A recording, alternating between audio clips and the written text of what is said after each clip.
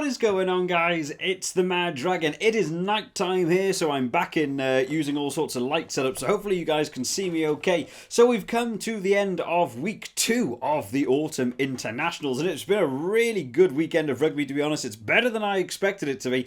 So what I thought would be fun today is we'll go through a bit of a roundup of the games. We'll spend 2 minutes or so on each game, what I sort of thought of it, what we're going to take away from it going ahead with the rest of the games, and then we'll finish off talking about the SuperBru predict that we've got going on the channel and how some of those results ended up. So starting off with the first game, there was 2 games that kicked off at the same time. Let's start off with Italy versus New Zealand. The final score 47-9 to New Zealand, so just sort of a score we were probably expecting, to be honest. Italy were always going to struggle against a team like New Zealand. They're on top form at the minute. However, in that first half, we certainly saw the cracks of a slightly underdeveloped New Zealand team that is very much a B team they put on against Italy. A lot of handling errors, which is very unusual. Unfortunately, so many of them coming to like set players, which are normally pretty good in terms of handling. Braden Ennor certainly had a few issues with his own handling. Italy managed to hold out for a good portion of that first half because of the handling errors coming from New Zealand. They managed to get away with some points themselves. They scored 9 on New Zealand, which is always decent. I mean, Wales only managed to get a few more than that themselves. And Italy looked like actually they were going for it. They had a couple of penalties in that first half, which they decided to go for the corner rather than going for post. They tried to drive it over.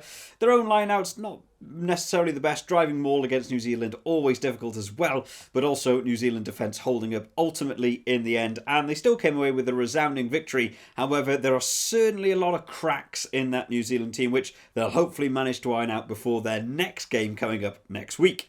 The other game that kicked off at the same time was Ireland versus Japan, and this game went nowhere near what I thought it was going to do. I thought this was going to be another tight-knit battle, 1 score maybe, and it maybe going to 2 scores. I felt the Ireland team was going better. For anyone who checked out the preview video we did, I did think the Ireland team going in was stronger.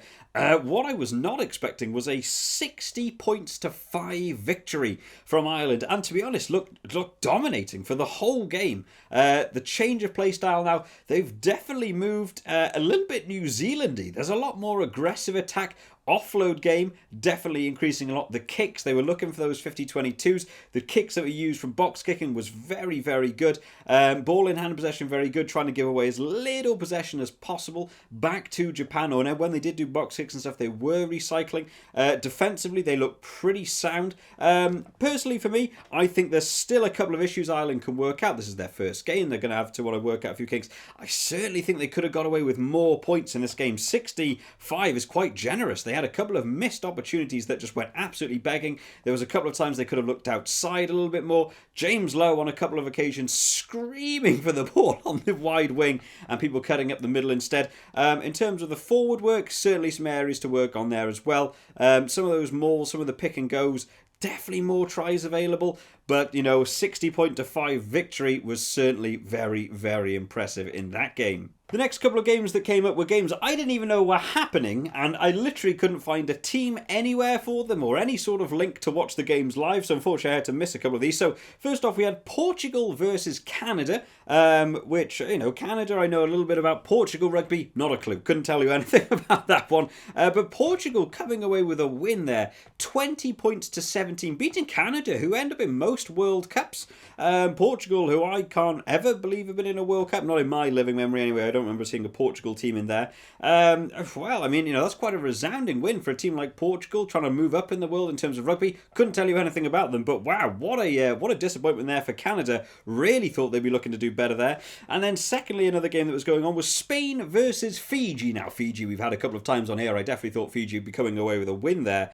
But it was pretty good. I mean, 43 points to 13 as a Fiji win. That's pretty good, especially in those tier 2 teams. We do tend to see Fiji beat a lot of the other tier 2 teams, so it tends to go that way. But again, Spanish rugby, not a big knowledge base for me personally. Don't know a lot about Spanish rugby, but managing to score 13 themselves, that's still good. It's still nice to see them scoring tries against a team like Fiji. So, I mean, we look forward to see some of these teams coming up, and I really enjoy these sorts of things. I wish it was more openly televised. I would quite like to see tier 2 and tier 3 nations playing each other and getting some exciting rugby in. So unfortunately, we didn't get to see that one. And then there was actually one more which happened on the Sunday, which was Romania versus Uruguay. Now, both these teams have been in World Cups before, and, you know, I would tend to lean towards Uruguay in this one. When it came around to doing the SuperBru, which we'll get onto later on, I did lean towards Uruguay for this one, having been at more World Cups and even winning games at World Cups in the last one. But the Romania managing to come away there 29-14 against a lot of people's guesses. So Romania looking much stronger than I was expecting,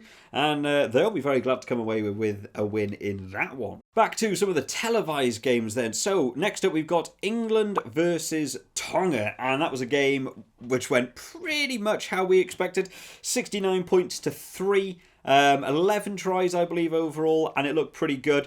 Couple of the England players definitely standing out. Marcus Smith is really beginning to get in his own. That second half looked very, very comfortable on the field. Adam Radwan, it's just lightning. I'm really looking forward to see what career he has going on with England. In all honesty, massively outshone Johnny May to me. I wouldn't even be surprised if Johnny May wants to start being careful. I certainly would be picking this Radwan kid over Anthony Watson. I think he's got a lot more impact, and I've said for a couple of years now that I don't think Johnny May, he sort of has this big hype about Johnny May, which I kind of personally don't really see as there. He tends to get a try in every game, but it's a try most people would score in every game. So for me, I would be wanting to watch my back a little bit if I was Johnny May. The rest of the team looking pretty much what we expected. A lot more sort of set plays. Tonga played well, considering it was a very low-end Tonga team. They've made a lot of changes. There were new caps. There were debutants coming in there against a high-end England team. I think that's nice to see Tonga having a good game. Unfortunately, didn't come away with the points you would have liked to have seen in that game. They only managed to come away with that single penalty. But, you know, they played well. They'll be happy with some of that breakdown. For me personally, in terms of that England game, I would have liked to have seen them used a little bit more structure. They got two tries from driving maul tries. I know Tonga are a big forward pack, but you're sort of expecting to score a try from 5-metre mauls. Maybe it was just to get Jamie George's confidence back up within this team, show off they can score from those 5-metre mauls. Nothing wrong with getting that practice in now against a team like Tonga before playing some of the other teams. Absolutely fine. I'm glad they stopped at 2. I wouldn't have wanted to have seen like 5 or 6 from that 5-metre driving maul. I would have liked to have seen a bit more structure play in terms of actual set plays and maybe looking for some different routes. There certainly felt like a lot of sort of one-off runners and just sort of people like Henry Slade, Tuilagi, and Adam Radwan just carving lines themselves, which is great against Tonga. But as soon as you get to some of the teams like Australia and South Africa, they're going to be playing. Might be harder to find that room on the pitch. So I would have liked to have seen a little bit more standard set plays and seeing them work to completion. But overall, I mean, you can't disagree with a 69-3 victory. On to the next game then, Wales versus South Africa. A much, much tighter game than I was expecting going into it. I called for a South Africa win in this one particularly. The final score 23-18. And I think probably a fair score. Wales certainly controlling that game a lot better than I expected. We've seen these games before in the World Cup. There's a lot of 3 points, a lot of penalty kicks. As soon as it started raining, I became very worried for Wales because I assumed as soon as it began to rain, it would be a forwards game. And to me, the South African forwards definitely look stronger. But Wales managing to hold their own. There is, of course, that infamous thing that started going around on the internet now. The spectator running on the field. Did he stop Liam Williams from scoring a try? I see the arguments from both sides on that one. I think the pass from McNichol wasn't the best. It sort of slowed down Liam Williams. But did he have to throw the pass as he did because of the spectator? Who knows how that would have gone. But South Africa looked very good. I did say in the preview video for that one, my big worry was as soon as you hit that 60th minute and the 2 benches came on, that South African bench looked much stronger than the Wales one. And we saw it pretty immediately as soon as that second lot of front rows came on. That scrum dynamic changed completely. They really began to struggle in those sections and didn't manage to get away with it. But South Africa, I think for a lot of South African supporters, were a little bit surprised by that one. I saw a lot of comments from a lot of different videos, people saying South Africa were going to run over them. But they held it within the 5 and, had a Liam Williams try come in there, it could have been a lot tighter. So, you know what, pretty happy with that game overall. Something else to mention just quickly before we move on to the next game. I want to just say that Paul Williams as well, for that refereeing in that Wales-South Africa game, that's probably the best refereeing I've seen so far this year. We had a couple of chats between me and some friends that we were talking while the game was going on. He was so clear with every single instruction. It's so nice now. There's so many games that I feel are getting slightly ruined by refereeing decisions and TMO decisions and people calling things out and getting things wrong. That Paul Williams refereeing was really, really good. I thought he was very, very good at breaking down every situation that was going on. He was seeing things that I wasn't seeing from a bird's eye view perspective of a camera watching it on television. Think he did really well. I'd like to see more referees move towards the style that Paul Williams has in just being that good on the field. And the final game on that Saturday was France versus Argentina, that in my mind was actually going to be a little bit more dominant from France. I expect them to get away with this one. I think I called it to be like 16 or something, the final score being 29-20, and was a really, really good game of rugby. I was really looking forward to see how this one went out. And Argentina were not holding back any punches. They absolutely went for this game. They thought they could win this one. They would have been disappointed not to have come away with this one. But their own discipline, again, as I said in so many of the videos, Argentina letting themselves down, starting fights. We saw referees saying don't get involved, don't start fights. It's the same people as well in that Argentina team getting yellow cards, starting fights, damaging their own players' momentum. It's a real shame for them, and it's something I really hope they can work out before the World Cup. We know that you like those fiery games. We saw it from France too, giving it to them back. But they just sort of let themselves down a bit. You feel like they could achieve so much more, and it just couldn't go their way. France, I thought, played well. A couple of the new boys coming in, people like Vorki and Makalu, now slowly getting more established in that team. I think they have really good games when they get on the field. Memory trying to cast back now to the France game. I just remember sitting back and enjoying it, to be honest. The France game I thought was really, really exciting. Taking the kicks when they wanted to. Jaminet will have been a little bit annoyed not to have hit some of the percentage kicking. There was some great stats of him only missing one kick the whole year, and then he missed like 3 kicks in that game. So the score difference could have been a bit bigger. But I think from France, they're looking now, this sort of younger based team looking towards that World Cup. I think they're beginning to get a nice little bit of structure together. They're still missing a couple of players that could be added into this team as well. So it's going to be only upwards from here. But of course, that New Zealand game coming up, cannot wait for that one. Going to be really, really exciting. And the final game of the weekend, the one that I thought was going to be really close, Scotland versus Australia, and this game did not disappoint. The final score 15-13. It doesn't get a lot closer than that, and Scotland will be really happy to have come away with a win in that game. Both teams worked really hard, in all honesty. I think both teams could have won it, really. I think Australia will be really, really annoyed to have not come away with this one. There was, of course, the missed penalty kick that came in the first half, so that could have seen them to the win. And they had 2 try-scoring opportunities where they got over the line and got the ball touchdown and were brought back for penalties because a separate Australian player inflicting just very cynical, throwing punches, throwing an elbow, doing stupid stuff. It cost them 2 tries. This game could have easily been 30 points to 15 had it all gone their way, but letting themselves down more than anything. I think Scotland got a little bit lucky in terms of Australia losing both of their loose heads. I've got to remember which way around it was now. The prop had to switch to loose head. Yes, he did. One through, I think it was the head injury that came in against Taniela Tupou, and then there was a yellow card and then a further injury going on there for the other loose head that was in tight head. Sorry. So they will be annoyed that that game didn't go their way. I thought the scrum from Australia was much more dominant in that first half. As soon as you saw both tight heads go off, the loose head had to move to tight head. Separate loose head coming on, trying to make that scrum work. It just began to fall apart. Scotland took the pressure and managed to come away with that. Again, Scotland, I thought, could have had a few more points in here as well. It was nice to see Ewan Ashman get over for his try. I definitely think there could have been a bit more awareness, though. It was surprising from people like Ali Price, who, you know, he's been with the Scotland team for long enough. He's gone off with the Lions now. There was at least 2 or 3 times in that game where there were huge overlaps. I'm talking like 4-1 on the wing, and not getting the ball the right way, passing it completely the wrong way. Don't know if that's missed calls from a fly half not helping you out or lack of leadership. They did have 3 captains in the game, but they definitely could have gone more to Duhan van der Merwe on that left wing. There were so many opportunities that side, and the offload game going for them. But I think Scotland will be happy with that win. They've got a really tough game coming up against South Africa. I'm not sure if they get quite as lucky with some of the decisions, but I think it was a brilliant game overall. There we have it, guys. That's a bit of a roundup for the weekend of rugby as it went on. So let's quickly talk about the SuperBru that we've got going on. For anyone who hasn't joined, feel free to join in now. It might be a bit difficult to catch up, but it's always a lot of fun when people do join in. So in terms of round 2 as it went on, there were some big scores going in here and some very odd scores. A lot of decimal point breakdowns for anyone who's been keeping track of the SuperBru. So what I'll do is I'll put the final scores for the round up here for you guys to see.